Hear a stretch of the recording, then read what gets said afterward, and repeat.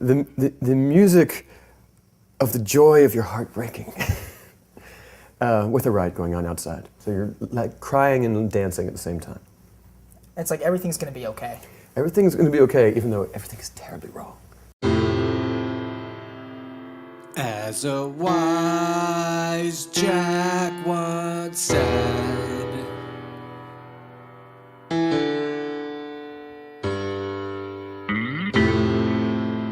everything's gonna be okay, even though everything's terribly wrong. Everything's gonna be okay, even though everything's terribly wrong. World is a vampire, suck out a song.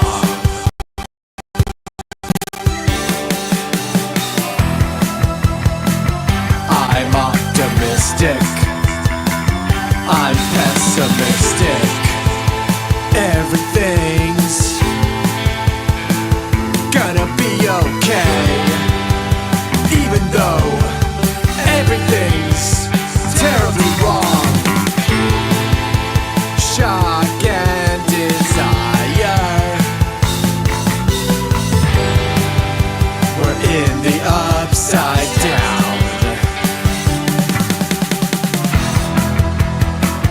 I wanna win everything. I wanna quit everything.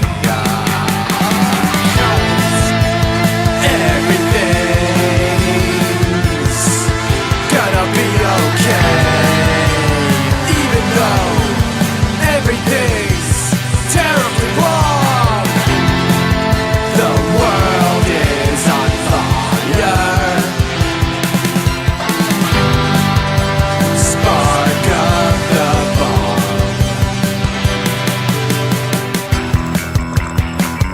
I'm on a mission. I'm crash landing.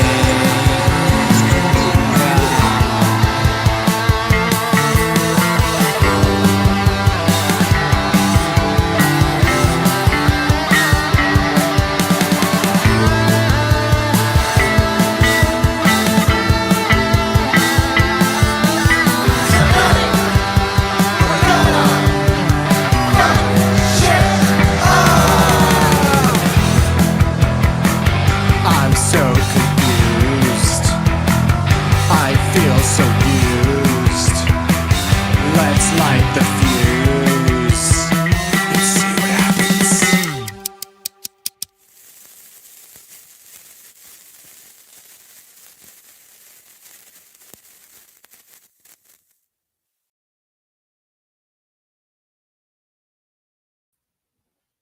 Hello, welcome to VonPod.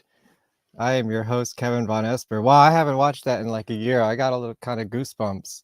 I think I filmed every frame that you saw in that video, which this time it's relevant. You can get it on this tape. It has to be sincere. Songs for Jack. You can find that at my Bandcamp or other probably nefarious places on the internet. Wow, yes. So this is the welcome to Halloween season, or Hallowmas, as it is known in this community. I can't believe I've done 72 shows and I haven't had any World Inferno shows yet. That was like me being reserved, you know. I've like waiting for a special occasion or a special guest, and tonight is the night. Scott Hollingsworth, the co-founder or co-conspirator, I don't know. We're gonna find out all sorts of crazy shit, and you probably shouldn't believe any of it. At least that's what I hear. Anyways, it's gonna be great. Join in on the chat if you were watching us live, and if you are watching this later, like, share, subscribe, put some comments, you know, make some comments so we can beat the algorithm, because it hates us, I think. I don't know. It's a constant battle. Anyways, Okay. Welcome to VonPod. VonPod. Welcome to VonPod. I've got chicken heads and deli creeps, scary monsters and super creeps on VonPod. You're listening to VonPod. With aliens and scum dogs, I hope you're here to chat along to VonPod. Welcome to VonPod. You're listening to VonPod. You're watching VonPod. VonPod.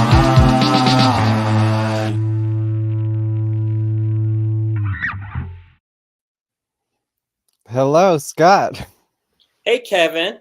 How's it going? Oh, I just want to add for the audience, I actually wrote that song before Jack died. The Von But it- Pond song? No, the one with the music video. Okay. So, as much of that was a tribute in the end, I actually wrote it beforehand, and then it never came out until afterwards. So there you go. Hello, how are you doing? I'm good. Thanks for asking me to be on Von Pod. Thank you so much for being here. Is this your first podcast? Yeah, I guess so. Nice. Yeah. Wow. This is gonna be very exciting. I don't even know where to start. I have like so many thoughts in my head. Yeah. Let me get to know you a little bit. All right. I hope this isn't totally embarrassing, but I stole this from your Facebook. Who's this guy? Yeah, that's me. That's you. What are you That's- thinking here? I'm thinking probably like, I'm trying to be like nonchalant. I feel like that was my nonchalant face. Mm-hmm. Just trying to get on with the rest of the day. I had to do the picture thing and just like, all right, let's do it. Now, were you a punk rocker yet, or like what was young Scott listening to at this time? Grade 2, that would make me 7. I was listening to like Beatles, ELO, The Who, Rolling Stones, that type of Mhm. stuff. That was my playlist at age 7. Nice. And so then when did you find punk rock, or how did that happen in your life? And actually, here's a lead into that question. What was your first band ever, and what did it sound like, and what was it called? Do you mean like my band that I played in, Yeah, like the first band you were ever in. Um, the very first band I was in was a band that was in high school called Plaid Youth. And it was like a British punk inspired band. I was wondering, I think, is this that it? band. That's right. That's how we wrote it. That's how we spelled it like Oh, that. PLAD, plaid. Okay, is that an actual word that means something else, or just No, made up? it was just like the like sort of Brit punk plaid aesthetic. And you with the umlauts. Yeah. I guess just because we had learned maybe in some sort of a language class that has the ooh sound there, Right, and we didn't want to like be square and spell it like properly, so right. we decided to go with the European like spelling on that. And which one of them is you? I'm the guy facing away from the audience. Took me a while to realize that you're supposed to face the audience for the show. Actually, we were all sort of like didn't know that. We were all just used to practicing. I think that was our first show, so we were just all facing each other, which is how we're used to doing it. Mm-hmm. But you see, everybody was just kind of looking at each other, and we're like, "No, you're supposed to do the part now." No, it was a little nerve-wracking, but yeah, that was Plaid Youth with Drew Mount as lead vocals, Corey Small playing Stratocaster electric guitar, and Kurt Carpenter on the drum set. And we're playing at St. Martin's Episcopal Church basement. That was like a crazy show that we managed to get because that was the church that my mom went to. And so she asked like the priest or whatever that if we could do a show there. And then it turned out to be like a massive punk show with like all these these like total gangster punks showed up, Oh my God. and just kind of like everybody, like everyone stopped paying. Like it was like a tickets in advance thing, and it was sold out. They only sold like 50 tickets, but like 100 people came, and then they were just like, there's no way that they were going to stop people from coming in, because That's also funny. Neurotic Impulse played. Neurotic Impulse headlined that show. And that was one of well, I don't know what It was do we Pete call at the him? time. Yeah, Yeah, at the time, Pete, right? yeah, we can use Pete up until I guess Inferno. around 2000. What was it called? 2000. Yeah, I think he was Pete up until right around then. Really? He did? Okay. Well, okay, we're jumping ahead here, but yes, these are all questions I have. Neurotic Impulse. So that, yeah, he was in that band. I was gonna ask, how did you meet Jack? Do you remember the first time you ever met? Or I guess Pete. Yeah, well, we went to school. We went to high school together. So on my I guess it was either probably my freshman year, and he was a year ahead of me. So I just met him on the first day of school in gym class, and we were like the only like two punks in the gym class. At least there was maybe like a handful in the school, but so we just went to the top of the bleachers and just started to chat and Mhm. became buds. Nice. What was he listening to at the time? Um, Same kind of stuff? well, this was I guess I was like, how old are you, freshman? You're like 15 or something. So Yeah, it's 14, 15, yeah. so I was listening to pretty much like the only punk that I knew was like Suicidal Tendencies and Dead Kennedys and the Damned and the Sex Pistols, like the most kind of known stuff, and Right. and Pete was like a lot more, like he knew a lot of bands that I didn't know about, so he turned me on to a ton of stuff, like a lot of local bands that were like in the area from New Brunswick or stuff like that. So Who were the cool local bands at the time? well, PED was a band that was from the area, and like Corrosion of Conformity, and also what was the other one that I was just thinking of? Like the Cro-Mags. Mm, Like those bands were sort of like legendary in the area because they were so like such tough guys right, yeah. that like we kind of like wanted them in our friend circle so that Huh. they could like help us Right, be yeah. intimidating, which was a goal at the time, I guess. Did it work? It kind of did, actually. Yeah. If not like our direct association with them, like we definitely learned a little bit of posturing from them. So I'm still afraid of the Cro-Mags. I saw them once at rightfully CBGB's. so. Yeah. Yeah, of course. Were you like going to the city to punk shows at this time, like the CBGB's hardcore shows and stuff? Or? Yeah. Shortly after that, we had started a band together. I guess I don't know. All the exact times kind of get like blurry, but Mhm. within a year, we were Sticks and Stones was a thing, so we were already playing shows and going to different shows and stuff. And we had the original singer of Sticks and Stones was this guy Brian Johns, Hmm.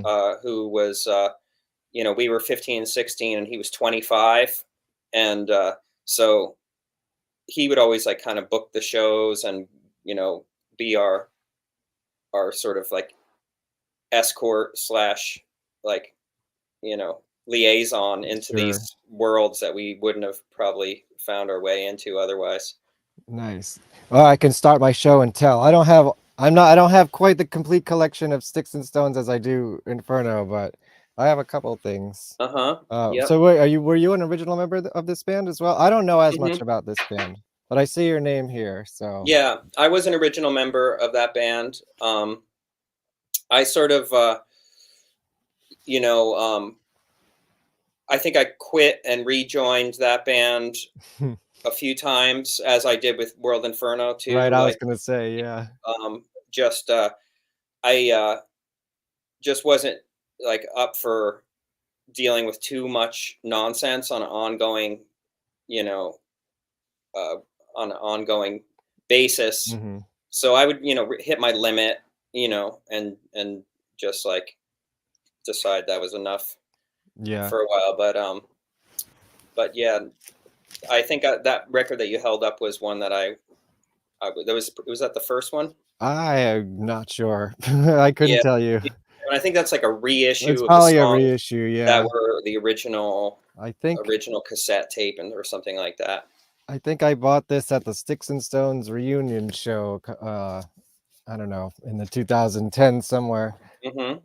And here's another one. I don't know if you're on this one. It's a 7-incher Yeah, that one. with Gonna guess. Weston. Yeah, definitely. That was an era when I was not a part of Gotcha. that. And then of course I got the whole collection here too. Uh-huh. The CD set. So how far did that band really go? Was it really just a local thing, or did you go on tours? Sticks and Stones. Yeah. Sticks and Stones did some tours. Yeah, they did. We did. I did a tour with them. You know, it was like rough touring. You know, basement parties and punk houses and frat houses and stuff like that. And usually coming out of it with less money than we went into it, and it was Of course. so. Definitely, we did some touring, and then after I left the band, and Mike and Rob Santello and Larry Martins all had stints in there. They did some. I think they did a European thing. They definitely did a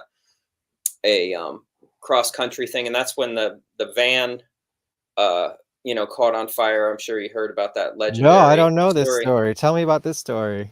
Well, you probably best ask somebody who was actually there, but I'm pretty sure that I've heard the story enough times that I pretty much have the nuts and bolts of it. Is they had this old van, and all the van was filled with seats for everybody to sit in and a few guitars, so there wasn't enough room for the gear, so they had a trailer in the back. So they had this old, it was like a camper, and they emptied the tent and all the shit out of it and put the gear and the merch and everything in this trailer and towed it behind the truck. And it was so old that the bearings on the wheels got like really hot. Oh, no. And the wheels burst into flames while they were driving through the desert.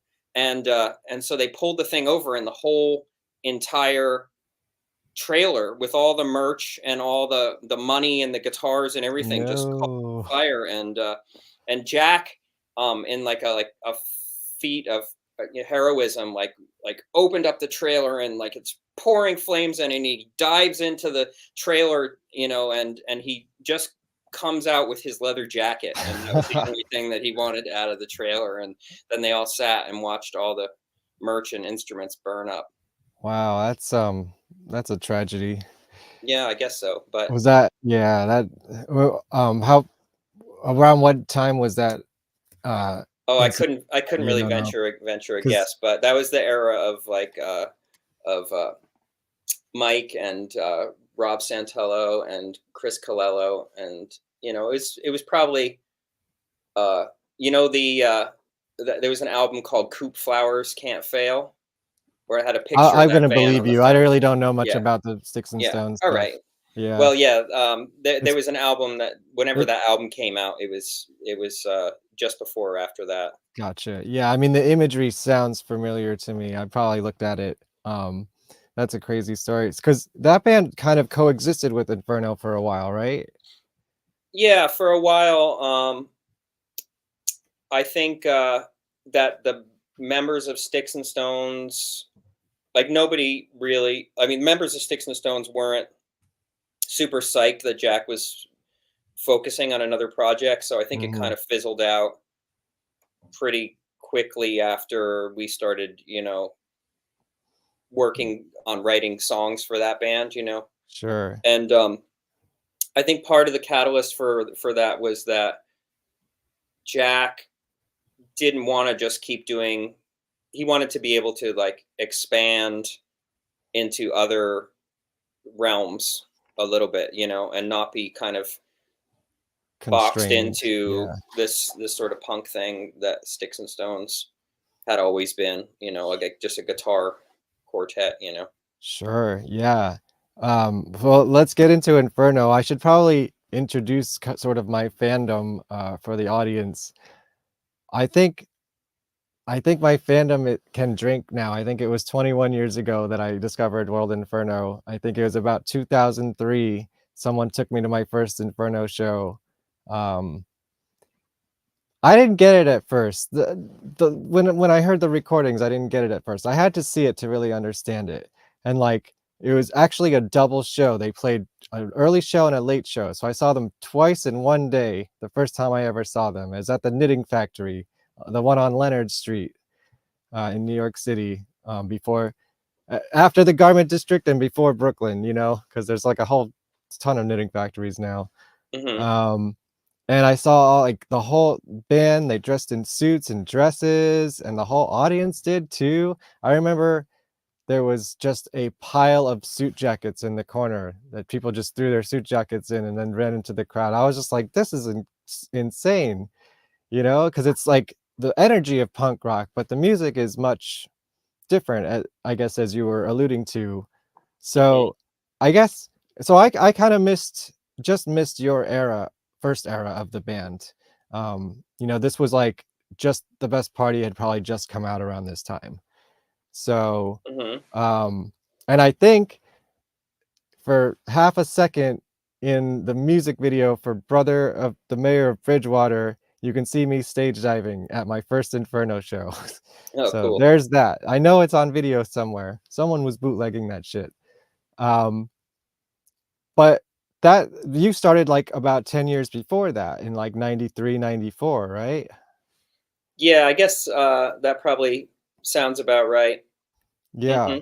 Hmm. So what was the was there like an original concept to this band? Because I was also, you know, reviewing and revisiting, and of course, this is so cool. I have 4 of these. They're all different colors, but a collection of works, a recollection of works in progress. This is one is called. It's Hmm. like all the early demos and stuff, Cool. and it's it's a lot different than what it became, and it's definitely like not really, what's the word I'm looking for? It's very unique. You can't really compare this to anything.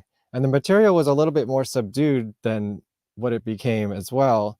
Was there like an original concept for this band? Like walk me through how this happened and Well, what it was. musically, I would say there was not a like a real concept for what it was going to be. We were the concept in my mind was to just follow inspiration and excitement and just try to be like a conduit for inspiration, with whatever the ideas that we were thinking up came. So, and we were trying to do something that didn't sound like everything else. So that was, if there was a concept at all, it was to kind of steer it away from anything that we'd done before or that our friends' bands were doing. Yeah, and did Um, that include like the image and like you know, you started dressing in like more formal wear instead of like punk rock leather jackets and stuff and I think that was a part of standing out in like a sea of punk bands. yeah. But also, I think that we were inspired by Nick Cave, Mm-hmm. and a certain like level of like sophistication of music. Like we wanted to bring some sophistication to the punk scene, because we just felt like it didn't have to be sloppy, Mm-hmm. like it didn't have to, it could be tight, you know. And uh and i i mean, obviously, that was 98% Jack's vision and Hmm. influence, and once he sort of started wearing suits and everything like that, that became the aesthetic of the band, and everybody kind of got on it, and it became something that, you know helped us differentiate from at a glance from other bands that were doing similar stuff. Sure. And was it like a studio project at first, or you know, was the live band like an afterthought? How did It that was it develop? was a duo at first. Yeah. It was Right. at very first it was just piano and vocals, and we did a handful of shows like that, Hmm. like almost like piano bar type of stuff, but with a Interesting. cabaret kind of a feel to it. Do you remember Um, where the first Inferno show was? no, but other people remember. Right. I've spoken to people in recent years that were at that show and Interesting. at those shows. I can't remember the name of it, but um, we did a handful of shows like that, and then we started adding people.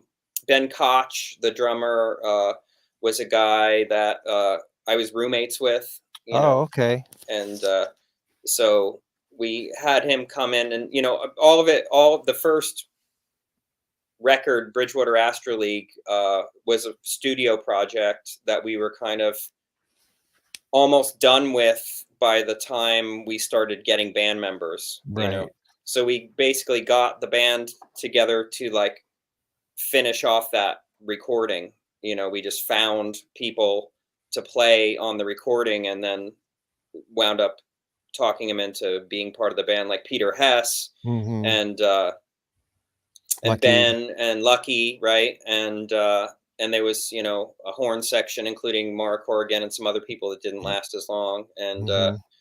And that was how we in Semra, all those people Right. were kind of the first album recording crew, but again, like a lot of that was done before we even met those people, but then we put it together to play live. And then we pretty much didn't ever, Jack got really into the idea of having like a really big band, like we wanted to keep it above 9 and Hmm. around 13 optimum, was the goal always for members. But it was hard to keep members because um everybody's a little bit crazy. There's a lot of craziness going on, and a lot of bullshit, so Hmm. it was kind of high rotation. I mean, um it's hard to get a 3-piece together. Imagine a 13-piece. Jesus. yeah, it's hard to keep people like wanting to stay. And there was no like rewards in the beginning. It took a Right. while, before the rewards came.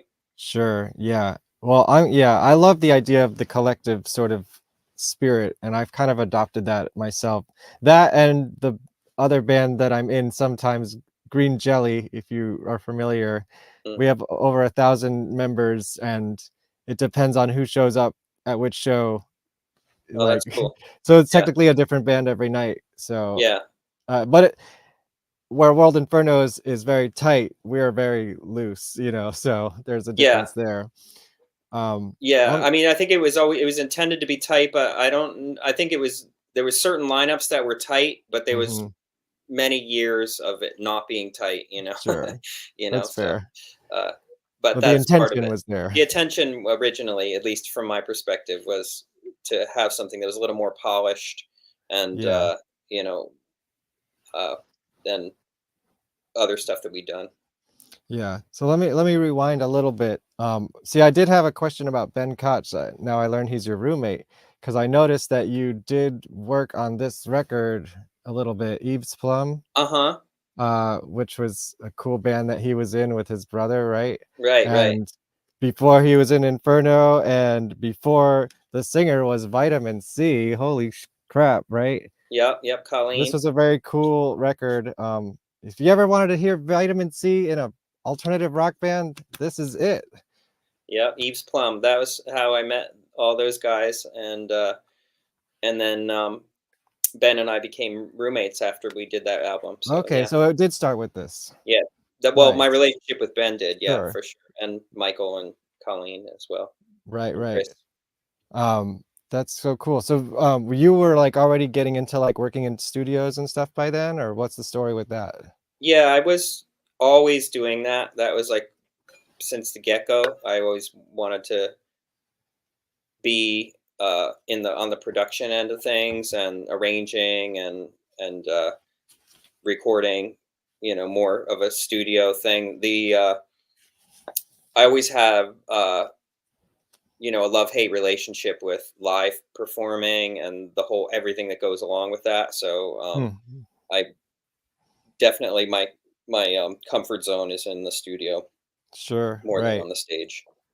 All right, let's talk about Tattoos Fade, because that's the first release, the first song to be put out. And did you know back then, like, this is the song we're gonna play at every single show, and like it's gonna be the complete anthem, or was it kind of like, did I it didn't know develop? that, but Jack knew it. I didn't know it. Hmm. I was definitely like our strongest song for a while, you know, and so he was of the mind, and I guess he wasn't wrong of like just come out of the box with your strongest Hmm. thing, you know, and it was just about just getting the attention of the audience and just pulling him in, and that was the kind of the purpose of or the writing of that song, and the purpose of it was we just wanted to feel like insane, you know, and the recording is a lot different than Yeah, any of yeah. the iterations of the live thing, but we were going for just like a train barreling with no brakes Mm. down the side of a mountain out of control, you know, and and that was the feeling we were going for, and the just the recklessness of it, you know, which is I guess is also interesting with like our intention to like make it tighter, but at the same time we wanted it to sound like tight but still, you know, unpredictable and insane. Sure. Yeah, that makes sense. Well, here's my original pressing, Oh yeah. Tattoos Fade. I mean, Yeah. the packaging on this even is just like, wow, there's nothing really like this. Oh yeah, it was handmade. It was all Really? handmade, of I course. was Yeah. wondering about that. That's awesome. And Yeah. what's the story with these playing cards in here? Um, Does this mean I'm marked or something? no, well, you know, Jack had this concept of personalizing everything, you know, and he adopted the playing cards as just kind of his Hmm. aesthetic. Like it was just sort of like gambling and just like a little bit of like of the occult, you know, aspect of it, and Hmm. just the aesthetic of the playing cards. And so those were all like handmade. We just like bought stamps, you know, and just stamped all those. So every Hmm. one of those copies was like assembled and put together and made and customized. So cool. Yeah. I got 82 of 500. Uh Of huh. course, I didn't buy this at the time. Found it later. Yeah, I Yeah, found it later, very probably paid up luckily. for it. You know, I bought someone's collection at some point, and Okay. I'm happy that I did. I Uh don't huh. know, this came in it. I don't know That's right. if That's that was one. part of That's it. Yep, there's Yep. the It's a lyric lyrics and sheet. everything. So you Yeah, got the whole thing. very cool. I mean, this is like the bands I'm into the most are unique in the sense that, like they're still accessible, but you just can't describe them to anybody. And I feel like this specifically, this first release, and then going on Inferno in general, is just like, how do you describe it? Have you ever tried to describe it in like an elevator pitch? Describe the Inferno and what? Yeah, No, no. no, I haven't. Like people, a lot of times, you know, it's this sort of like question that when I meet someone and they say, "Oh, you know, you're a musician. What bands are you in?" And then I'll say, "World Inferno, French Society," and they would say, "Like what?" Yeah, You know, right. and then I have to like say the name slow, and I'm already like over it already. And then they say, "Well, what's it like?" And So, you know, I would just when people say, "What do you do?" I would just be like, "Oh, scientist," you know, or yeah, like 30 years later, and you still don't have a good answer for that, huh? no, That's how well, unique it is. yeah, it's pretty unique, and it's also like it's not everybody's bag, you know. So it's definitely a love it or hate it band. Like I never met anybody that kind of liked World Inferno that Mm, thought they were okay. right, You know, right. it's like you either like think it's the best thing or the most intolerable You thing. really You get know. absorbed into it. Where was it like that in the first like years of shows, like when you were just starting out? Like, how did the punks receive you? Were they confused, or was it a good reception from the start?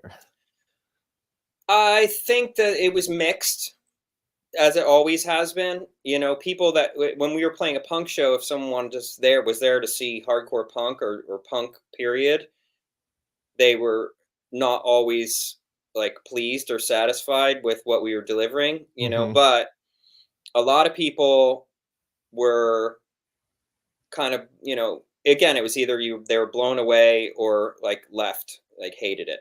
You know, it was a love or hate thing Yeah, always. You know, which I guess is a good place to be. You know, I think so. Yeah, sure. yeah, but And it wasn't all. Definitely, it was not a love fest. But the relationships and the people that were into it in the beginning kind of like stuck around for it. You know. sure, yeah, definitely absorbs people. I can attest to that.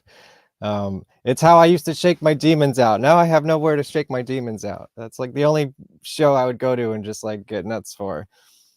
And in a suit, no less. hmm So you're probably gonna hate this question, but what the name? Where did the name come from? How did that happen? Um. So there was a very rare, obscure book that Jack had read, and it was lifted straight out of this book, which Hmm. was it was a book that was, I think it was written in a foreign language. I want to say it was like Polish or Russian, maybe. And there was a translation which was even more rare than the other book, but I never really like remembered or could get. I feel like after like the band kind of existed, Jack kind of denied the existence of Sure. this book.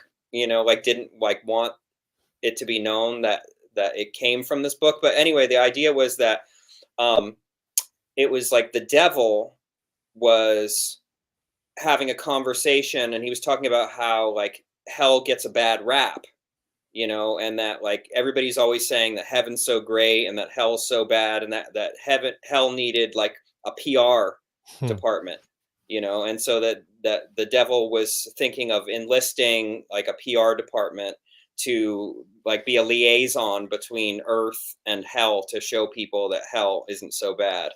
And the name of that was the World Inferno Friendship Society. And that was from the novel, or that was Yeah, it Jack's was. story about it? No, it was from the novel. It was Okay, it was it was interesting. a liaison between the world and the Inferno. It was like the Friendship Society. Anyway, Right. I'm sure I didn't get that exactly right, but you get the gist Yeah. of the idea of it. It was basically PR for the devil.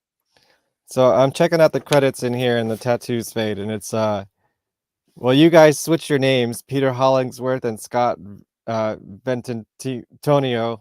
Did I say that correctly? Uh huh. Yeah. And then it says Jack Terrycloth. Uh huh. So I guess he started toying with the idea at least around this time.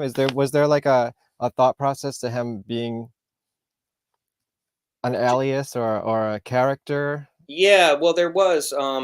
I remember like, you know, uh, there was a time when all punk stars, or a lot of them, had created like punk names, like having a Yeah. punk name was Like just like a Sid thing. Vicious or something. Yeah, that type of Yeah. thing.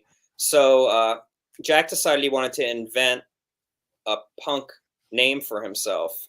And I remember we were talking on the phone, and um, I think I'm going to change my name to Jack. And I said, I don't know why Jack. And he's like, I don't know, it's just a cool name. Like, and then something like, I'm thinking Jack Velvet because my Hmm. voice is like velvet. I was thinking Jack Velvet, and then I was kind of like busting on him, and I think your voice sounds like more like Terry Cloth. Like maybe you should be Jack Terry Cloth. I was just kind of like making fun of him for wanting to invent a punk name, Yeah. and he thought that was super funny. Thought he was, you know, doubled over So laughing at it's the your idea fault. of, well, I mean, uh, You could take it. You take the yeah, credit. I'll take the blame for it. But yeah, it was just, it was originally going to be Jack Velvet, I'm which, glad it didn't wasn't Jack Velvet. I don't think that has quite the ring to it. Yeah, well, terry cloth is like such an unglamorous fabric, you Right. know. It's like towels and bathrobes, you know. But it he definitely like owned it and made it work. Yeah, and did he like I mean, I guess the answer is kind of sort of obvious, but for the sake of asking, like, uh, pursue the character, in any way, Well, he like, was there had really any difference resistance. between them?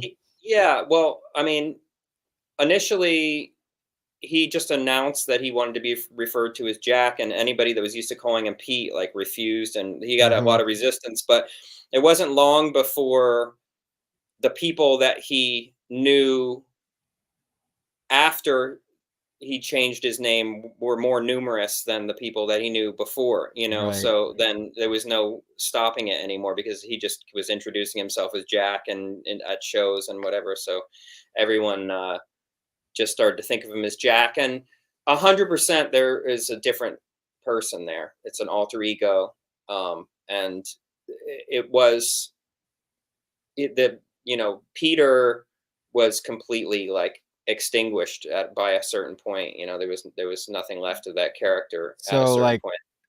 not to skip too forward into this story, but when you rejoined the band, there was no Pete, it was just Jack sort of thing?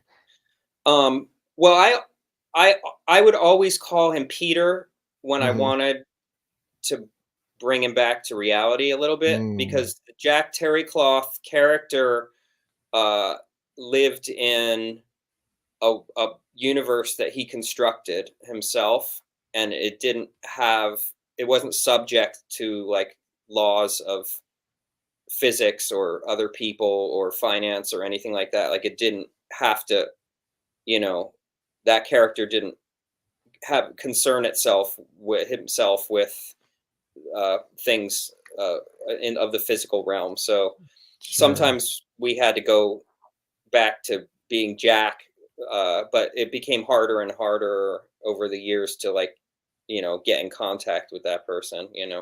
Interesting. Is that a good thing or a bad thing or just a thing? I mean, bad for Pete, good for Mhm. Jack, good for Mm. the World Inferno community, bad Right. for the how it turned out. So I Right. guess there's good and bad, but Sure. uh, it is a choice that he made, knowingly and willingly, and decided to become a different person and take it all the way as far as he could. So um, Hmm. That's yeah. interesting. Wow. Here I have some pictures. Let's see. This is, I guess, from the Tattoos Fade photo shoot or something Uh like that. huh. Uh, Yeah. what do you remember about these, and where are you here? And We you're were still at wearing white. You're image conscious as well. hmm, we that suit was so big. Yeah, it As you can was. see, it was incredibly big. I'm a small Yeah. fella, but it was in the Brooklyn, what was then the docks in Williamsburg that were abandoned, and so it was like an area of these abandoned buildings that there was squatters and homeless people living, and there was a chain link fence that had a hole in it that you could get in. Hmm. So it was just an area of abandoned buildings and like uh, wilderness on the East River in Williamsburg. And I guess around '93 is when we went there. And Ingrid Amon, who was Jack's girlfriend at the time, also still a lifelong friend, uh, was dabbling in photography and had a nice camera and some black and white film, and she was just kind of figuring out how to do the focus, as you can see, and we were just frolicking around there and trying to get some pictures for a photo shoot. That was a Well, fun day. yeah, that's awesome. If she's still out there, I have a negative scanner now. If anyone wants me to scan any negatives, I would love to preserve this history, if she hasn't already. Yeah, maybe Um, so. let's see. So when did I guess you and or the band kind of move from Jersey to Brooklyn? um I think it was, oh, years are tough, but I'm Hmm. gonna say it was around 90. 93, I came to the city to start working in like recording studios, and Jack came. Actually, I came probably around like 91 or something. Hmm. And Jack came, and we started doing the thing. I guess it was somewhere between 91 and 93. And then we got this recording studio on Keep Street it wasn't a recording, it was a garage that we built a studio in with a band called the Stiffs. And it was an awesome studio. We did some amazing stuff there. We did a Casualties record. We did Cool. Computer Cougar. We did like a lot of really cool like indie punk stuff, recording to like help pay the rent there. And the Bridgewater Astro League record, and we wrote, the Just the Best Party material there. Yeah, that was going to be my next question. Like, where was this stuff recorded? It seems like it was somewhat of a home studio, and I guess it sort of was in a way. What kind of equipment were you recording on at the time? It was, the Bridgewater Astro League and the early EPs, which wound up being like East Coast, whatever that is called, Smashism, whatever. Smashism, whatever it's called, was all done on ADAT machines. Are you familiar with that technology? A little bit, yeah. It was early Here's digital. my originals. Yeah. And those cassettes that you have of the very, very early stuff was 4-track cassette. That was done on 4-track cassettes in an apartment. So Tattoos Fade was a 4-track recording? No. Tattoos Fade that was like the first thing we did in the new Keep Street studio. So that was on the ADATs. And I had a sampler. It was like an EMU emulator that we put that drum loop in there. Yeah, I have questions about that. And do you think Marilyn Manson ripped you off? I doubt it. Because that sounds eerily similar to Beautiful People, which came out like a year or two later. Yeah, I don't know. Did you ever think about that? No, well, I mean, that was a ripoff anyway. It was a sample of something. Do you know what it was a sample? You don't remember? No, I don't. I did. I should know. I did know, but someone find out and put it in the comments. Let's find out. Yeah, I'm sure you could probably get the community in on that one. Get the community in on it. Yeah, someone's got to know. But it was definitely an album that Jack found, and he brought it to the studio, and we sampled it and looped that, and then we just wrote the rest of it on top of that loop. That's cool. All right, yeah, let's talk about Astro League. Well, let's talk about. I had to get this as part of my collection. Mm-hmm. So why Flip Wilson? What's the significance of this record, or was there one? It was just, at the time there was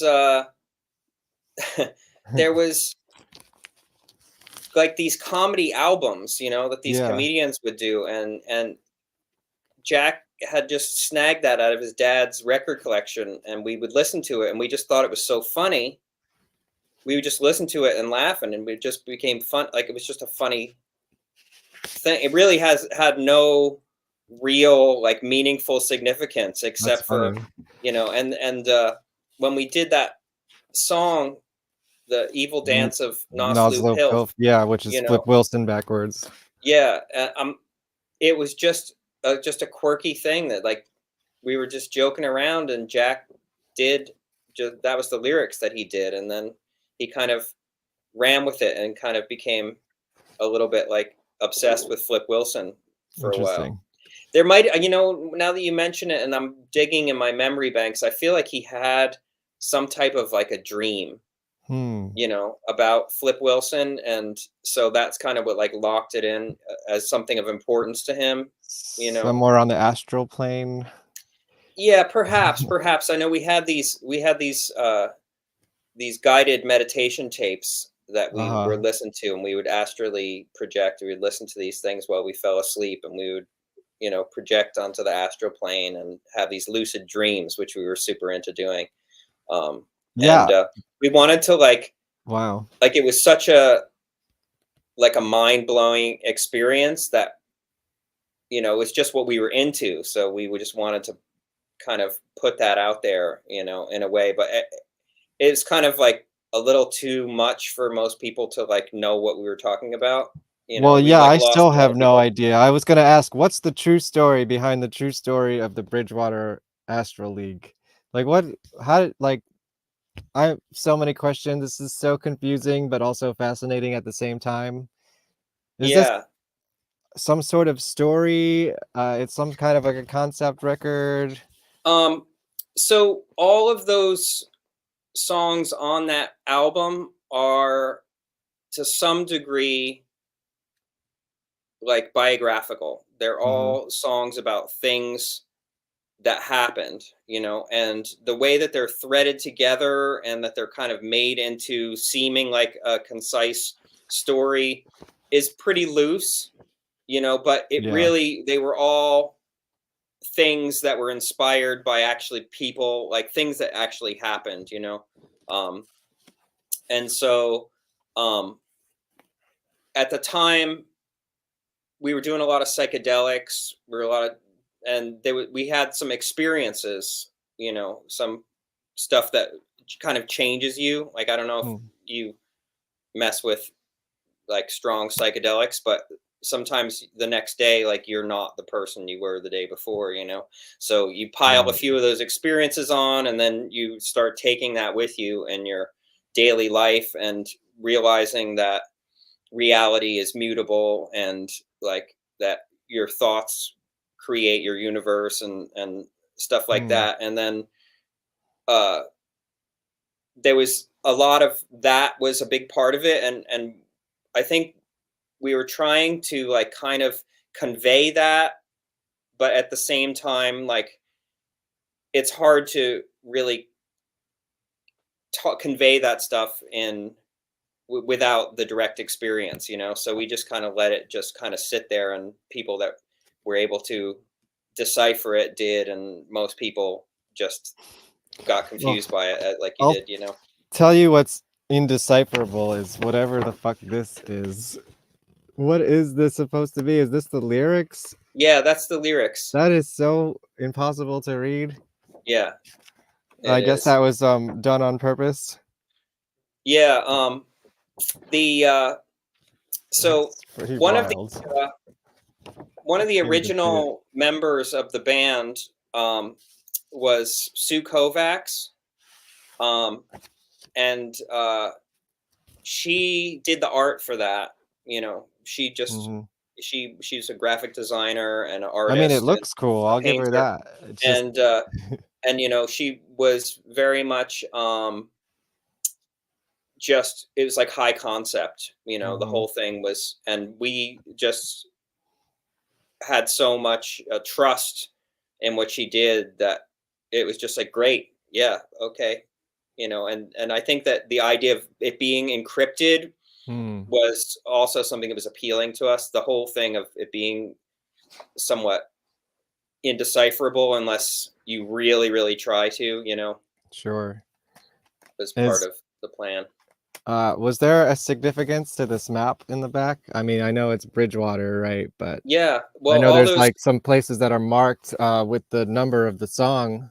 right, that's where those songs took place. That's the map to Huh. it shows you who they were about and where they lived or where it took place, um, There's someone should do a tour, a Bridgewater a Astro Bridgewater League Astro tour. League tour. Yeah.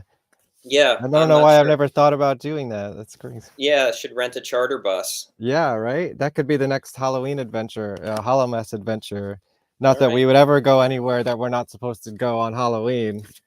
Right. Yeah, well, I'm sure most of those places are public. Right. That's fair. Okay. I still can't. This is very hard to read. Now I'm trying to look at the CD version, see if I Oh, can yeah, that's even decipher. harder. That's even harder. Um, I have, yeah, questions about Tarot Americane. Is that how to say it? Mm-hmm. Um, it says it was recorded live at I can't even read it. Is there any truth to any of this? Not that. I didn't think so. Yeah, you know.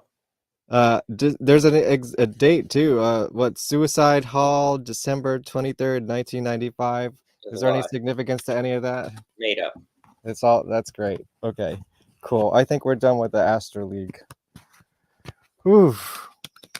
That's it's very interesting. I feel like to get the best experience out of this is to listen to it on vinyl. I don't know why, but this is just one of those vinyl records for me. Yeah, I think so too. It was meant to be taken as a single work and Yeah. not as individual songs. Exactly. Yeah, and they never really. I mean, maybe once or I think maybe only once the band ever played it live complete, or did you ever do that while you were in the band?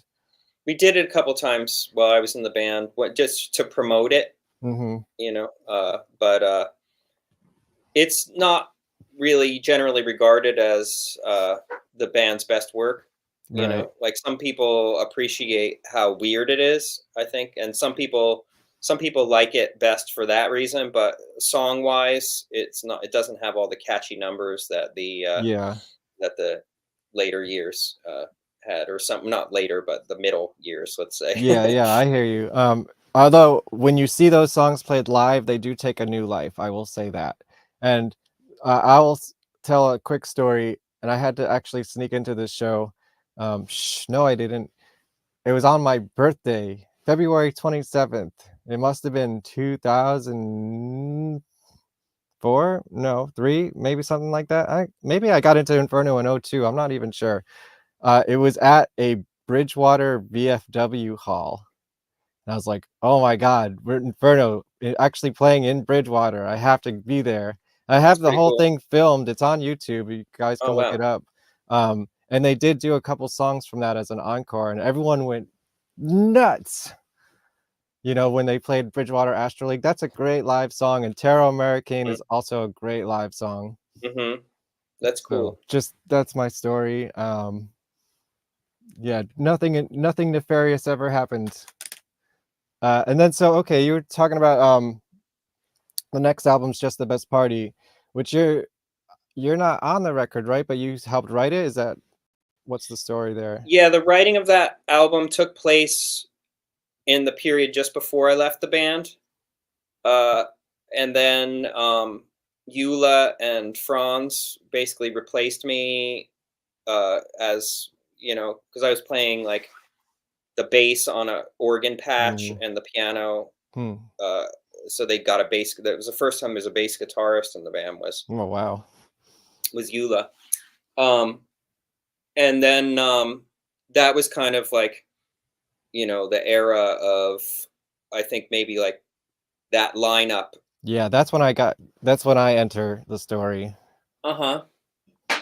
Yeah, so that's where like things kind of we parted ways. I really didn't know what was going on with the Yeah, band. why did you leave the band? Was there any specific reason or just like Yeah, there was. Well, I was working in recording studios and I had like album projects. I was getting like pretty involved as like a engineer in some projects that I was into that I wanted to Right. be a part of.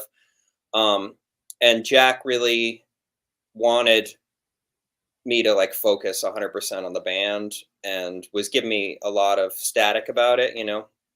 And then he wanted to do a Yeah. tour of, you know, another tour of punk basements of in Ohio and Chicago, and like just like a cold, you know, Miserable band miserable, tour. Yeah. dirty band tour. And I was meant to like pull away from stuff that I was really into, that I was doing Sure. for that, and I just didn't want to do it. And so you know, we agreed that you know, well, he was inflexible about not doing the tour, so Mm-hmm. I really had no choice but to just let it happen without me. So that's Right. how So it that wasn't happened. so much a creative difference, more just a life logistics. Yeah, it was a Yeah. logistics issue, and I think it was the best thing for the band, and it was the best thing for me, for sure. So no regrets about that. You know, Right. either way.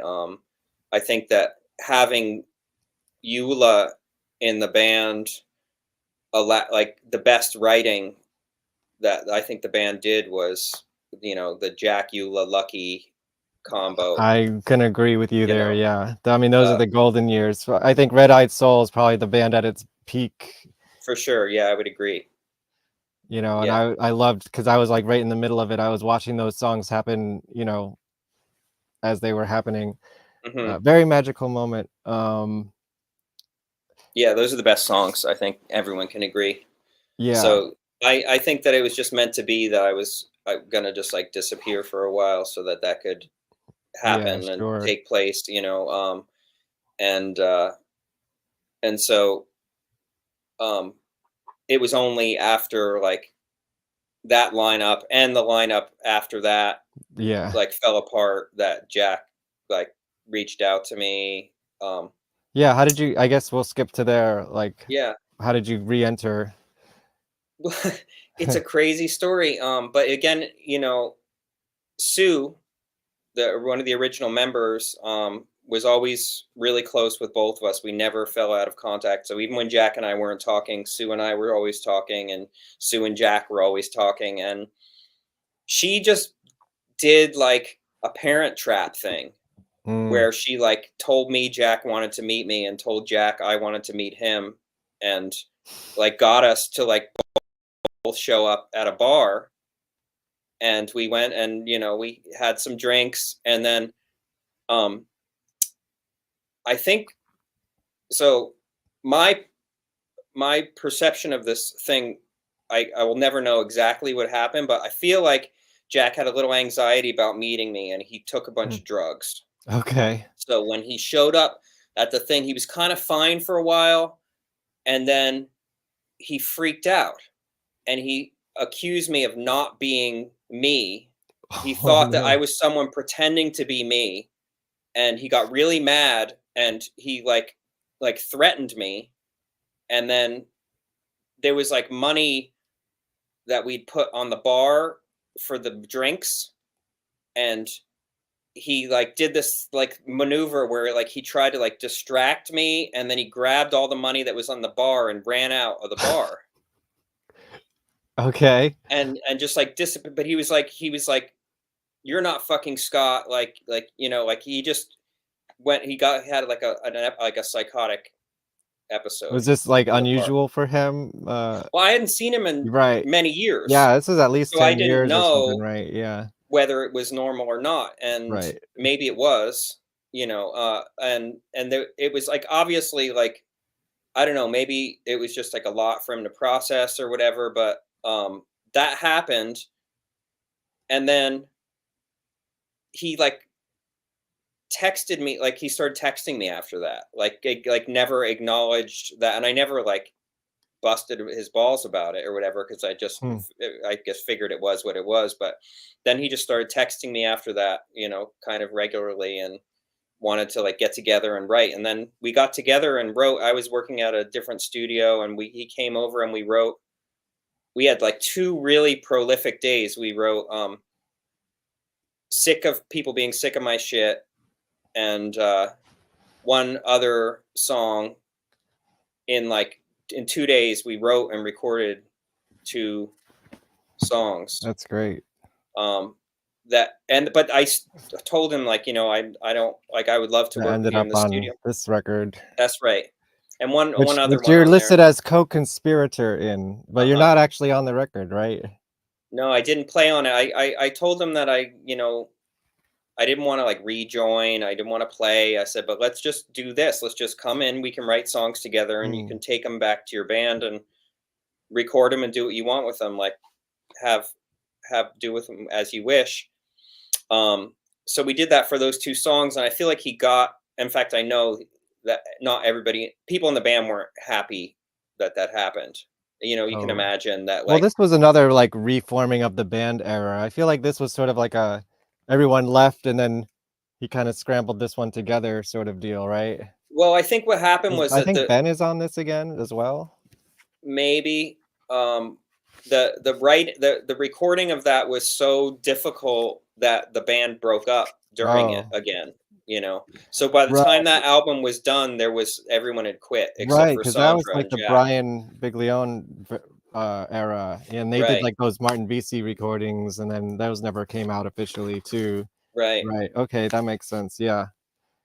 Yeah. This was, I mean, I kind of feel like this was sort of a back to basics record though, because it was sort of a reinvention, and you were sort of involved, and uh, it feels like another home recording. Yeah, Ben was on this record. Yeah, and wasn't that like that? Who produced that? Um, What's his name? Dan Shatsky. Oh, Dan Chatsky produced that. Oh, okay, I get it. That makes sense. Yeah, I don't know who that is. Who's that? He's an engineer, producer, recording studio owner, Hmm. and nice guy, talented, old What else school has he type of done? guy. I don't know. Okay, fair. I mean, a lot of stuff, but I'm really not. I don't know. I'm sure you could Google it. Yeah, yeah. I wanted to ask you, in the period that you were in between the band, what were some of the projects that you were most proud of working on? Oh, when I wasn't in the band, Yeah, yeah. um, And I did mean, you have any personal outlets for your music in that time period? yeah, always. I uh, I did a lot of stuff. I mean, a lot of it I'm not proud of. I'm not going to even like get into the stuff that I did that I'm Okay, yeah, embarrassed about. sure. But I had a couple, you know, major label record deals of pop music that uh you know, did some music that it was like music that I wasn't like emotionally attached to. It was kind of calculated attempts to like make music that I thought was going to have mass appeal, you Mm-hmm. know, and I had to like learn the lesson of like that's not something that I wanted to be doing, you know. Right. But I was also engineering a lot of hip hop in that era, so I was working at a studio that had a lot of major hip hop acts coming in. I recorded, you know, Biggie Small and Heavy Oh, wow. D and Chuck D and Furious Five and Leaders of the New School and a lot of hip hop in the '90s. A lot, all types of stuff, and a lot of R&B. Did some recordings with TLC and Mary J. Blige and stuff like that. And it wasn't like at the time I wasn't like aware that it was going to become like such Right. influential major music, but there was such a like An energy around a it. parade of music coming in. There was just a volume of stuff coming in that some of it actually wound up Right. being pretty major. Um, and then yeah, I kind of left there to do the pop thing for a while, and then I got um, into doing music for TV and ads and stuff like that. And did that for a while. Also, again, like had to like learn the lesson of like not letting your soul get like trashed by Mm. corporate, you know, requests and that sort of world. Right, Um, sure. but it was something that I'm glad that I did just to like not regret having not done it. You know, I didn't want to like not just like wonder what would have happened if I had sold out. You know, I just needed to like sell out so that I could Mm-hmm. not like wonder if I should have sold out and just have it Sure. confirmed that like There's a sell. balance you can strike there, right? Yeah, I Yeah. think so. I mean, for me, the balance was to like go into it headlong and totally immerse myself in it, and then completely pull out of it and move into the woods with the animals. You know, so Right, yeah. um, Yeah, we'll talk about that too at the end, your current situation.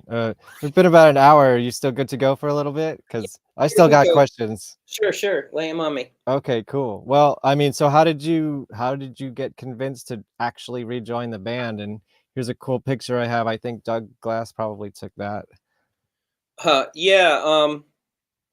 That was the last One of them, yeah. iteration that I was in. Mm-hmm. Um, and so what happened was I Jack asked me to produce the the EP for that comic, Oh, the turnstile the thing. turnstile Yeah, thing, I got that here and he somewhere. reached out to me kind of out of the blue and said, we have money, we can pay you to just produce this thing. Actually, I got both versions of it. Okay, look That's at that. cool. Yeah. So that's basically how I got back in, was just through the production of that. And then I had no intention of playing live, resisted it as well as I possibly could, but there was a lot of pressure from the band for me to So the like, band at the time wanted you in this time. They yeah, wanted you this to come time in. after we were done doing the producing that record, Mhm. yeah, there, and I don't know, I really don't know how it happened. I feel like I just kind of got like sucked into it, and maybe like part of me was like romanticizing this like previous life a little bit, so I reluctantly agreed, and I tried to like, set boundaries of like, okay, well, I can do this, but only this, and I'm not going to do any more than what I can do, and don't, but they're like a group of professional boundary testers, Right. and so those boundaries just kept getting moved until it was unsustainable again, and I had to, you know, Well, take a was it step back again. fun? I mean, in a way, you're kind of like reaping the benefits of what you helped create at this point, right? Yeah, I think that was part of the appeal of it. Also, like, because when I left the first time, the band didn't really have much notoriety, Right. Yeah. and so like I felt like it was like an opportunity to, like you said, yeah, that was pretty accurate, I guess, to at least just go for a whirl with Yeah. like in the new paradigm where people actually care about the band and know I the mean, songs and well, how stuff. did it feel being on stage and seeing like a whole sold out crowds like screaming those songs that you wrote back 20 years, 30 years ago? Yeah, I mean, that felt good. Those like fleeting moments of being on stage are really the redeeming thing of, but there's so much like suffering that leads up to that, those Mhm. moments that Sure. it's definitely a balancing thing. Yeah. And like any amazing high, you become your tolerance goes down, and you become anesthetized to it after a while. And unlike suffering, where suffering seems like it becomes more intense the more it's repeated. Mhm. um, yeah. And oh, I'm gonna just make sure my, okay, good. The Yeah, the good shows where people were there and the band was playing well were awesome. There was a lot of shows though where we just didn't have it together, and it fell apart, and Yeah, I've seen some of those too. you know, and it's hard to like put in all that work and then have it just get like torpedoed, by, in most cases it was Jack, but Yeah. not Right. always, but Sure. uh so I had to like, there was a point after the All Borders Are Porous, basically the way that like Anarchy and Ecstasy like made everybody quit, also All Borders Are Porous to Cats Right. album Yeah. made Well, everybody quit. let's lead into that. Well, first I want to talk about This Packed Funeral. We skipped that whole record, Oh right? yeah, Because you were actually part of the band for this one, right? right. Then did you Yeah, produce this as well, or? yeah. And was it cool that like one of the first punk bands you were ever listened to was releasing your record, the like Jello Biafra, Alternative Tentacles? Was that kind of like pretty cool for you? It was cool. Like, it's funny because when I was like 16, that was like the thing that I would have dreamed about, but Yeah. like most dreams that you have when you're 16, by the time you actually get them, like you're done wanting it Right. anymore. Yeah, yeah, So that's fair. it didn't quite hit the same as it would have back then, but I was still, psyched about it. I was grateful that they were into it and that they wanted to do it. And it was like, all labels are problematic in their own way, but they were pretty good on the scale of stuff in terms of like, their support. Mm-hmm. for us. And so, yeah, I don't have anything negative to say about that Sure. experience. Yeah, that's cool. Like when got signed to Alternative Tentacles, I was like, oh, okay, that's Yeah. a step up, I guess. So I know Jack has talked about this record as being probably his most misunderstood, because I guess it's supposed to be a concept record, but the band apparently didn't really give a fuck about the concept. Where did you lie on that? And do you feel like Which this is album are you talking This about? Packed Funeral? What are this? Read me the song titles. Dulce Far Ninit. I don't Yeah, know how to say that. go ahead. American Mercurial, Elegant Solution, Don't Kiss Me, I'm Running Out of Lipstick, Faster You Go, Better You Think, Don't Get Me Started, Don't Get Me Wrong, Taking Down a Peg, I Help Out the Yeah, Squatters in the Subway, Dr. Dracula, I have no Pack real Funeral. concept of there being a concept for that. See, I guess You know. that's the problem for Jack, because he was trying to make this whole grand Well, concept, I guess, about like I guess punk funerals, and I guess I think what he had said once was one side was supposed to be like the songs of the band that it is like the fake band or the concept. Yeah, I don't know how I'm totally destroying this concept. yeah. Well, Like no, this there is a was funeral something, for but it was somebody definitely, who yeah, uh you know, a and it's punk like a rocker that died, and yeah, then and then like it was one supposed of to. the sides is supposed to be their songs and the other one's supposed to be like Yeah, the okay, I funeral remember all songs. that stuff, and that was kind of strung together at a certain point. I think every World Inferno record Yeah. was a concept. Okay. They were all a concept, but how during the actual process of the songwriting, we never let the concept get in the way of a song idea that seemed like it was a good song, and we figure out how to string it in there after the fact. And sometimes those Hmm. strings were pretty loose, Okay.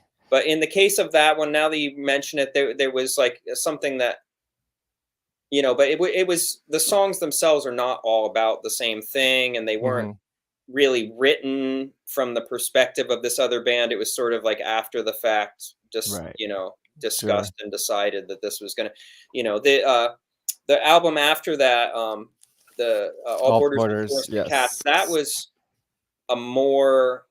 That was really was a concept album. It was a real story that What's was the meant. story? Um, so the story is that basically Jack had a job working as like a security guard at At the this. museum, right? No, well, it was Oh. not that one. It was another place. It was just some like office, not like office, like an industrial park or something. I don't even know what they did there, but it was the most like bullshit job because he could just come and relieve the night watchman before them, and then as long as he was there when the next guy showed up at 8 o'clock in the morning, like they had no idea if he was there or not. So he would Right. go and check in and then just blow it off. And we would just go Right. hang out, or his friends would come over. Like he This would was just like not back in the day or more recent days? back in the day. Okay, Yeah. gotcha, I'm gotcha. not sure. Like, I'm going to say like 90. So before security cameras. Yeah, exactly. It was like Yeah. 93 to 6. I don't know, somewhere in Mm-hmm. that zone. Hard Mm-hmm. to say exactly. But anyway, the guy, he showed up to work one day, and the guy that was in the shift before then had a friend that was there with him in the booth. And so Jack, being just kind of like a cool, nice guy, just like started chatting with them. And when the other guy left, this guy that was there just stayed for Jack's shift, and he spent his shift with him. And Jack realized that this guy was on the run. Like he was staying in this booth as kind of like hiding out from the cops, So he would just stay for Jack's whole shift, and then Jack would drive him to some random place that he specified and drop him off. And then the next day they would do this, and he'd spend the whole night, chatting with Jack, and then Jack would drop him off someplace where he'd sleep the day away. And then at some point Jack realized that it was Sly Stone was who this guy was that he was What? hanging out with, who was on the run for like coke charges or something. Like he was, and they Wow. let him get picked up. He wound up going to jail or whatever. But for a couple weeks, there was this cat in a hat, which was Sly Stone, that he was like hanging out with, and just like that he didn't, yeah, Yeah, basically that guy. that's so interesting. So that was the the story of it, of the whole thing. How it started was this guy that needed refuge. It was like a refugee concept album. Mhm. um, and then so then it became fictionalized, but that was the inspiration for it. And it became a bigger story because at the time, um, there were, as there always is, there was a few refugee crises Right. happening in the world. And we were sort of moved and inspired to kind of like write about that, and about providing, you know, uh, safe haven to refugees. And so that was the overarching concept for that album. And it, in compared to most of the releases, I think that that's the most, like, all the songs really do kind of fit into that storyline. And we were trying to write them into the storyline, as opposed to Mm. just like writing a song and trying to weave it in afterwards. And then why did the whole band quit again after this? The same old reasons? Um, short answer, yeah, Mhm. yeah. It, World Inferno members, there's two varieties. There's like, you know, people that are like, that want, that are used to dysfunction in their lives, and like narcissists. Mhm. Anybody that's like well adjusted, like, quits, like Mm. doesn't make it through like a few rehearsals. So it's all like, it was all, and myself and included, of course, like all people that either like are used to functioning with dysfunction, or used to causing dysfunction. And so Right. uh there was a lot of friction, a lot of people that felt that they weren't being heard the way that they wanted to be, and disrespect was being thrown around a lot. There was a lot of, you know, it was just, it was hard. And Jack and I had, such history that we kind of created a little bit like of an alliance, and we were not necessarily like treating everybody with the regard for their idea. We kind of took the ball and ran with it a little bit on Mhm. that record, more than anybody would have liked. you Right. know and so I think that was a big part of it. But I just wasn't down for having to deal with all the drama. So I was Yeah, just you like, just wanted to, like, I make just like, music and I'm gonna make record. music Yeah. and Jack, at least I wanted to be diplomatic about it and hear people. But Jack was just like, no, we're not, like, he was just telling people like, you don't get to have ideas anymore. Mm. He was being pretty like brutally, you know, just, and I see, people yeah. weren't having it, and people were freaking out over That that, makes sense. Although so what I can say about it is I think it's a fitting well, we're gonna talk about the next record, of course, at the end, but it's sort of a fitting conclusion, I think, because it sort of started with you 2 and ended with you 2.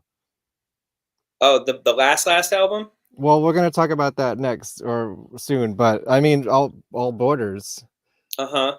because I mean, Yeah, that's and I like the don't want to last like, real band record. yeah, and I don't want to like uh make it sound like nobody else contributed to that, because they, Sure. everyone really did contribute. The writing, Frank, Sandra, everybody was part of the writing. But once the writing was done, the actual like album creation was, it became a studio project. And Right. we just kind of knew what the songs were, Which and we is knew kinda what the like how lyrics it were. started. That's why I feel like it Yeah. was sort of I got that sense, and I was like, "Oh, this is kinda cool." Like, kinda started and ended with you 2. Yeah, it did come sort of full circle. And I mean, that's kind of the only way that I knew how to get through a World Inferno record, is to just like shut off the noise, Mhm. a little bit. The World Inferno was the most difficult music to make to record of anything I've ever done. You I know, was gonna say, with all those instruments, like how much of a nightmare is that to mix? I mean that is difficult in itself, but more than it's just all the personalities, Yeah, sure. and Jack was Mhm. impossible. Mhm. And as much as I love him like a brother, and it was You gotta fight he like a brother too. you know he was inconsistent and irrational and emotional and uh Right. controlling, and but also at times like not present, like Mhm. vacillating between needing to like be controlling and then also sometimes like just not being able to even know what we're doing, Mhm. so he was definitely one of the hardest parts to deal with, uh but Yeah, you know that's fair. it wouldn't I have thought it was interesting that, like, by the time the band was playing the songs from that record, it was a completely different band. Yeah, the And band that that was band on it never never really played that album. Yeah, that's a yeah, lot of it. Yeah, so it's true. The and that making of the albums often was the end of the band. yeah, exactly. And then that band never really fully, got to make a statement as a World Inferno band, I would say. Right. Well, some of those members, Ended up on like the not next all the record, right? members, but some of those members had been in the band earlier in Yeah, earlier sure. iterations, like Gina Right. and the band during I want to say during a tour that was around I somewhere think I may have seen her in play between with them Eula once. and Sandra back, Mhm. and then before Sandra joined, Yeah. and of course Aaron and Raphael stuck around, and Mhm. Jeffrey. So there was some carryover, Mhm. but I Philippe, consider it a yeah, different band, yeah. I think it's Lineup. It's a fair different lineup. to consider it different. When the drums and the bass and the guitar have all changed, then Yeah, and it feels different. I ran into Frank when not Frank, Felipe, when he was doing his Rage Against the Machine cover band last year. He played, my local town, Nyack, and, he was saying that you brought him into the band. Mm, So you knew him from before that, and you recommended him? And I think I saw his first show with them at the Brook, uh, the the bowling place, Brooklyn yeah. Bowl. Well, after Jess quit, I just reached out to all the drummers that I knew from just recording work that I'd done that I knew were badass drummers, because you have to be a badass drummer Yeah, yeah. and need to have a certain temperament. And everybody that I reached out to, I mean, not everybody, but like the first handful of people, like passed on it. You know, they either knew about the band and they passed because they knew what they were getting There's into, a or reputation.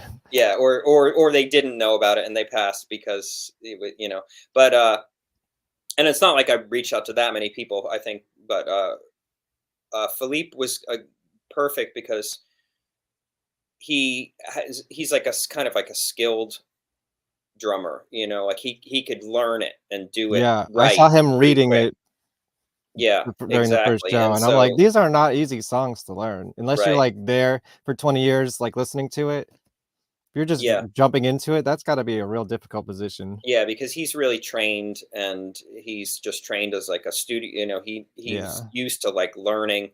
So not every drummer could have stepped into that and just been able to play those songs, as well as he did, as quickly as he did. So that was good. And I honestly didn't think he would be able to deal with the BS because was like a professional, he's not, I didn't think he was used to just dealing with that level of tomfoolery, Mhm. but He he's kind of lasted. like a little bit of a Buddha, in a way, and Mhm. he was able to just like kind of, you know, not let it get into his psyche uh, too badly or too much, at least from what I could see. So good. Yeah. Great. So we're gonna He's talk yeah, go Yeah, he's ahead. on the last record. He Yes. did play on one cut at He least. was talking I think he was referring to that when I was talking to him I guess this probably was a little bit over a year ago, because he was like, "Oh yeah, I was over at Scott's studio. Wait, maybe I'm not supposed to talk about that." And I'm like, "Oh well, I guess I'll find out pretty soon." And I think it was probably that record, which we're gonna talk about for sure. I want to ask you one more question before we get into that record, just Hmm. because I don't want to forget. In reference to, and I gotta show this off because it's just fucking beautiful. The Red Eyed Soul. This is one of my prized possessions, and it's like it feels nice. It looks great. Uh, Me versus the Angry Mob. Were you surprised to hear a reference to you in that song, where he's talking to an imaginary you? No, well, believe And it or there's her. not, like that song, the was the beat. It had been written Hmm. when, like, it was changed, but that the embryo of that song existed when I was still in the band, but it Oh didn't make it wow. onto Just the Best Party. But I think it was a lucky thing that it took a long time for it to materialize into that song, but it was a Hmm. lucky song. So I'd already heard it and I wasn't surprised because I kind of but I knew that, yeah. But actually Is I there like did. a true story behind that song, and did you have anything to do with it? No, there is a true story behind it, and it's pretty much just as it, we were just we would often get we were fighty, Hmm. and so there was a situation where I think we just got in some shit with some people, and we had to like make a funny escape, and it was, But I didn't really like remember the details of that. Like I literally hadn't thought of it all until I heard the song, and I thought it was fiction, and then I was like, wait, did that actually? And then I was like, oh yeah, kind of remember it. Jack kind of reminded me that it happened, but I had forgotten all about. It was kind of just like a normal like I thought Saturday that night was out for fun, us. like, oh, he's talking to Scott, but you're not even really there. He's just like talking to you as an imaginary person, like. Yeah, well, I guess after he like Tooled the song. retooled the song, or it Yeah, resurfaced after all of these years, that was like that's, I guess, was his thought process when he was writing it, um yeah. but that's kind of interesting. I would always have, I enjoyed after I rejoined, doing my lines from Mm. that on the stage, Oh, really? I would That's funny. uh but anyway, yeah, that was a fun song. It was always a hit.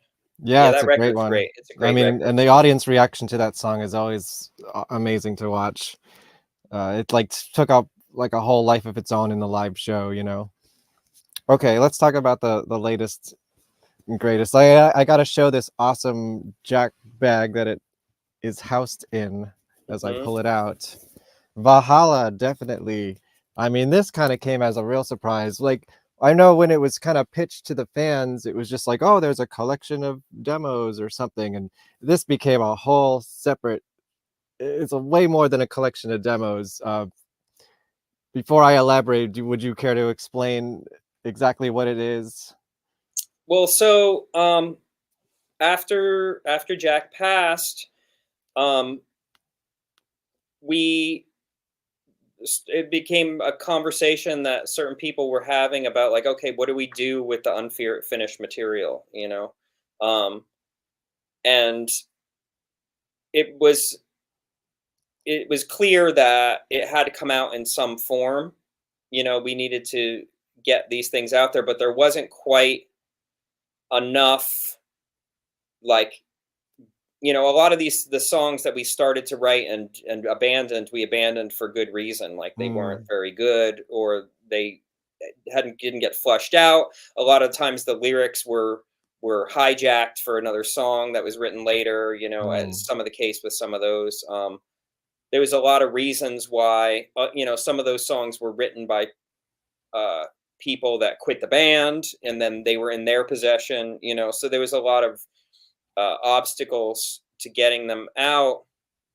Um, and it was really like, you know, a few people, Bill Cashman and Yeah. David Siffer, I guess most notably, um, Yes, the Jack Terrycloth Foundation.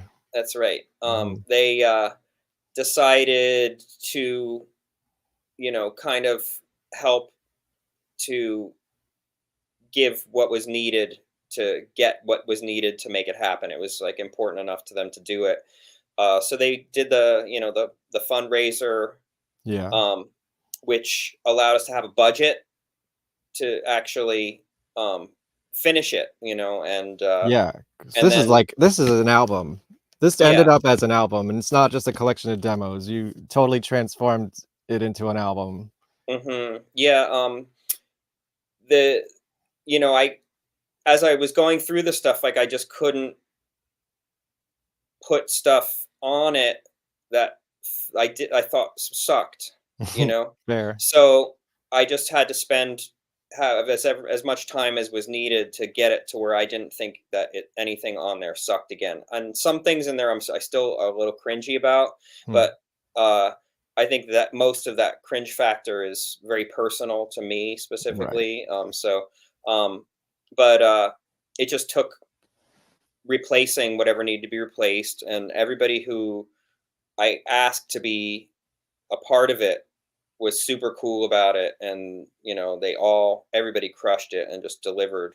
I Yeah. can't even believe what certain people came up with, with their additions, their parts on there, and it was all done. Whatever bad vibes there were from past experiences, all that kind of, like, none of that is on this album. Everybody Mhm. that everybody that put anything new on there, it was all just done with, like, just nothing but love. And the stuff that was used from other, stuff that was left over from other records, um was all, the best of what was there. um so I'm Yeah. pretty pleased with basically what happened I mean, with that. how much of this was already there and how much was added? And did you like ask specific people to do things for specific songs like in their era, or was it sort of across the board? Like, do you want to just contribute to this? No, well, I picked the songs that I Hmm. wanted to be on there, and I just started to work on them as if I would have worked on them if the band was still active. I just identified the problems, and then, because there was no active lineup, I felt Yeah. like I could pick from the whole 30 years of for whoever I thought would be the person that I was most interested in collaborating with for that. It was more about who I wanted to have a chance to work with, you know, Yeah. uh, for my own, enjoyment and experience for it. And it was cool doing that. And um, it took a while to get some of them. Some of them were not songs at all. You know, Mhm. like they had to be carved out of kind of raw Yeah, materials a little I bit. mean, some of the stuff is on this tape, like in its original form, so you can kind of like Yeah, compare the two. right. And that And stuff is less changed mhm. than the other stuff, to be honest. Right. Like that stuff, at least I identified a few things I just couldn't live with my, like, 18-year-old Mhm. musicianship. Right. So I replaced certain parts, but try to keep it as close to the original as possible, but just with better choices and performance and sounds. But like the Valhalla, definitely, for example, was uh, it was just a guitar riff that Frank had made, and Jack sang it down at Frank's house 3 times with 3 different sets of lyrics. And Mm, most of the lyrics on all 3 of the takes were unintelligible. mm. Mumbles, and he was wasted, and Frank was yelling at him in the background, and it was just like, but there was enough there to put something together, and also with Eula's help to like fill out the spots that didn't have anything, lyrically. And then I think those lyrics wound up getting used on a couple things too. I think that's not the only place that those lyrics popped up, I because after gotta that song got think ditched. about that. Yeah. Yeah. Well, I want to ask you about this because I know you told me about this in person when this was coming out, that you kind of had to use AI to extract some parts of this. Can you tell me about how that worked for you and your experience with using AI and Yeah. why you had to use AI? Well, some of the material that we were using wasn't clean. It wasn't separated. Right, you said it was like a phone message or something like that, right? Yeah, some of them were phone messages. Some of them That's incredible. were like just like an iPhone recording of a jam, Mhm.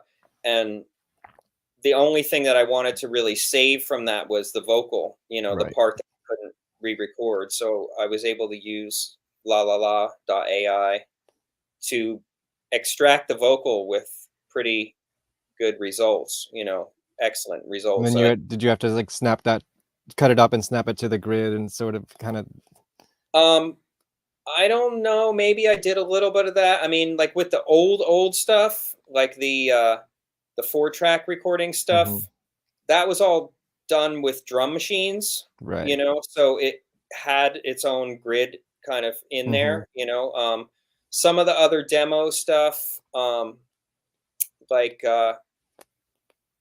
yeah, I drawn a blank as to in terms of which ones, but I did have to.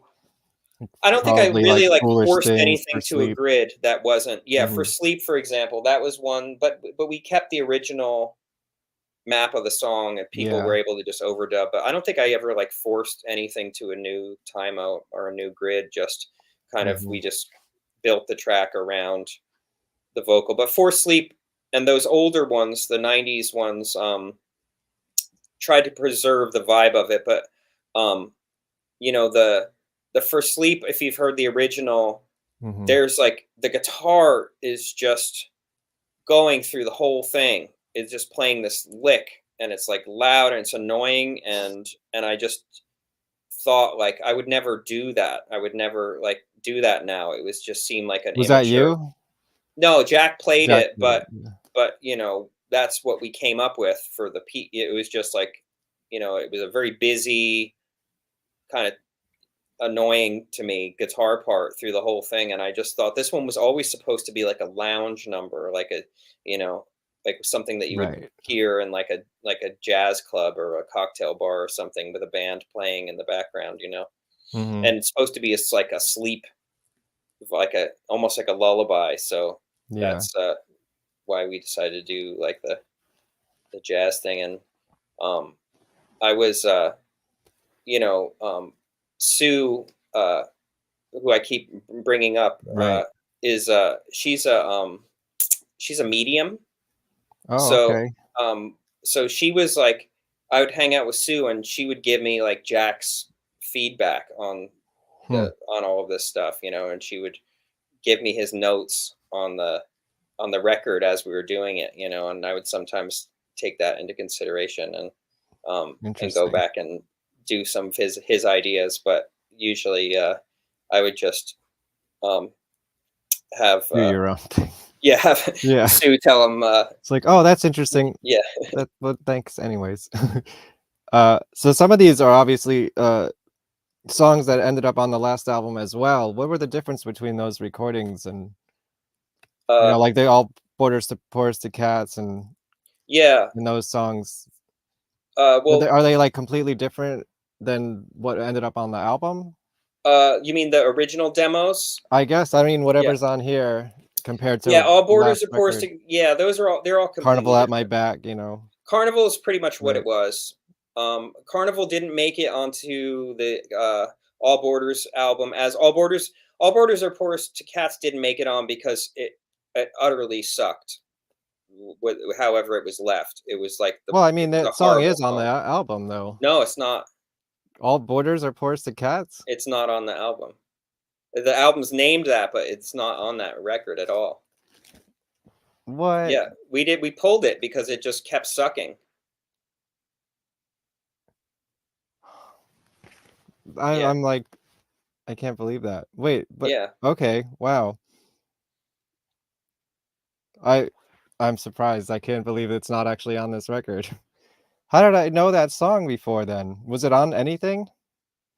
No? No, well, it's funny because there was a demo of it.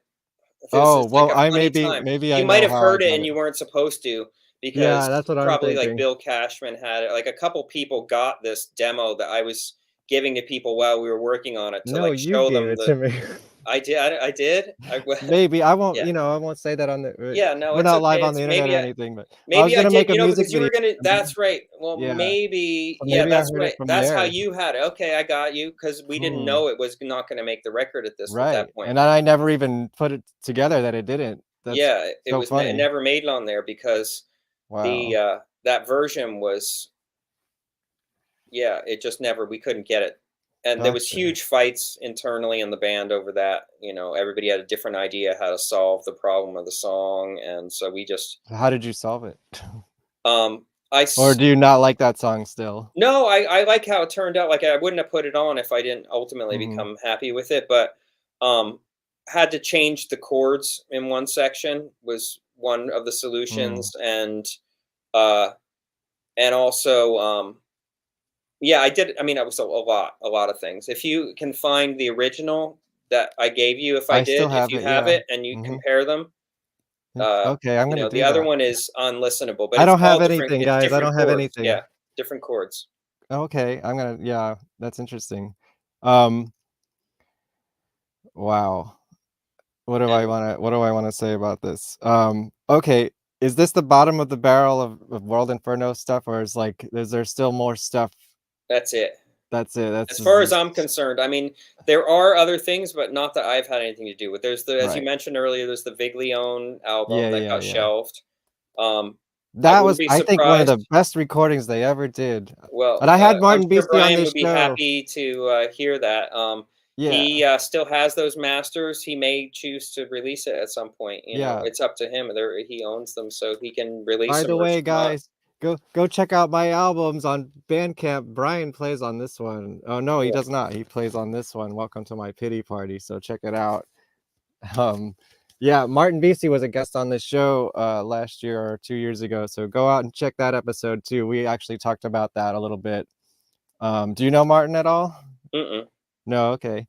Um, okay, well, speaking of bottom of the barrel and everything and archive, like, is there any like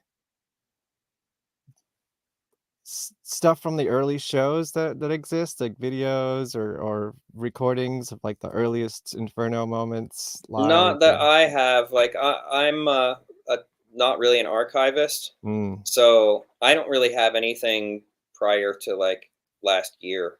right. If Okay. it's not, Wow. if it's not on my I'm laptop actually now, like I don't surprised. have I it yet. thought you would have been in the archivist sort of person, being like the studio guy and everything. Yeah, no, I mean, I'm usually just like obsessed with whatever I'm doing at the moment, and the past is of little interest to me. So I don't really have a lot of that stuff like surfaced from other sources and stuff in recent Sure. years, and it was fun, you know, seeing some of the old photographs from certain tours and stuff. And but Mm. Oh, yeah, I wish there was. I think I have a picture. Wait, tell me Mhm. about this. Where is Yeah, this? uh, that's probably could be Germany Okay. You went to or Germany with them? yeah, That's that was cool. like a tour that those people in that picture. That's Sue, as I've been talking about. Oh, okay, That's that's Sue Sue. Kovacs. Yeah, So what did she play in the band? background vocals and percussion. She Mhm. was kind of like Semra before Right. Semra, Okay. and It's yeah, a and great that picture. guy John was the sax player. Was there a drummer yet, or were you doing drums on the keyboard That too? was Ben Koch. Okay. Yep, Ben was playing drums by then. Yep, Awesome. That's a great picture. Yeah. yeah. Um, so I guess we'll start landing this plane. Thank Thank you for doing this for sure. What are you doing now? What are you excited about now? I am working on some projects, but I'm not able to discuss them. But Tell me a little bit about like your studio and in general and stuff like that, and what's going yeah, on up there in the well, woods. I have this recording studio out in the woods, and basically bands or whoever comes out here, and we just kind of like detach from the world and get into like an art monk, music monk mentality, and get immersed in it, and do projects. So That's super that's the cool. that's the the vibe out here. But So I've do been really bands busy like usually doing, stay there with you and or yeah, in the it's area kind of or it's too little too far to commute from anywhere, so yeah. it's good, to come and just immerse in it. Hmm. And I haven't been doing a lot of sessions this last year at this place. I built a place for a friend of mine in the city over the last year. So now that that place is built out, I've been using that to do um, most of the work, most of the days. So I'm looking Gotcha. forward to doing some projects up here though in the coming months. That's a lot of commuting, huh? It is a lot of commuting, yeah, back and forth from up here, but you know, uh, not spending as much time up here as I was. It's mostly in the city these days, but after these next few projects that I'm working on, I'm gonna try to like come up here and disappear for a while. Yeah, Maybe and some music. are you ever gonna start a new band for your own stuff, or what happens to the stuff that you create for yourself? Um, Or do you no, create I stuff do. for I do. yourself? I constantly create stuff for myself, and the only way to hear that music is to like come here and Hmm. hear it. It's like these breweries that just brew beer, and you can only have it like on Mm-hmm. site.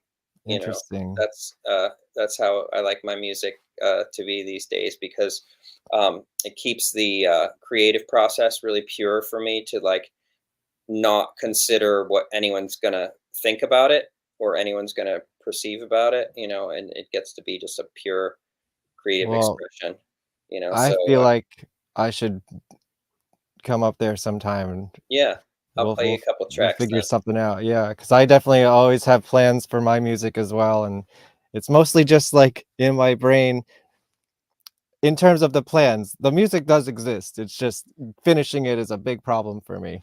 But that's a whole Right. nother podcast. Do you have Halloween or Hallowmas plans? Oh yeah, that's what I wanted to ask. How did World Inferno become so, synonymous with the Halloween? When did the Hallowmas start and how did that That was, happen? I mean, I think it Were you happened. there when it happened? Well, when we wrote,